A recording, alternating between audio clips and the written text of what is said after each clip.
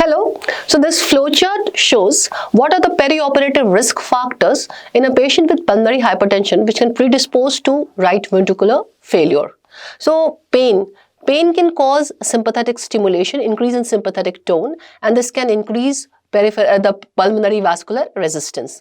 The hypoxia and hypercapnia and acidosis all can increase pulmonary vascular resistance, and if pulmonary vascular resistance increases, the right ventricular pressure increases.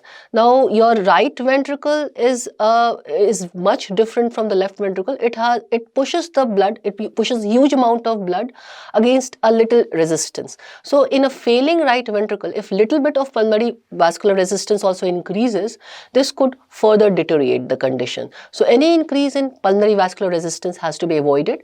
Hypoxia, hypercapnia, pain, all can increase the PVR. Then during mechanical ventilation, if we are hyperventilating, hyperinflating the patient, again the hyperinflation would press the pulmonary vessels surrounding the alveoli, again it will increase the PVR, right? Again right ventricular pressure would increase. And apart from that, during mechanical ventilation, the venous return can get decreased, the left ventricular filling can decrease. This would further decrease the left ventricular stroke volume, cardiac output, can cause hypotension, and this hypotension will further contribute in decrease in right ventricular perfusion. Right?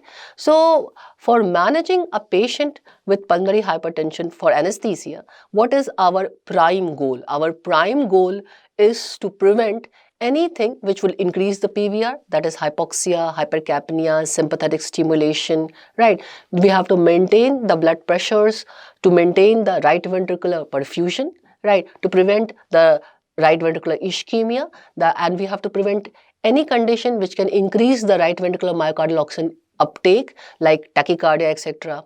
We have to maintain the subendocardial blood flow, which will be again maintained by maintaining your systemic blood pressure, mean arterial pressure, right? So this is what we have to take care when we are managing a patient with pulmonary hypertension for anesthesia. For more such information and for the complete information, please join me on Learn Anesthesia app.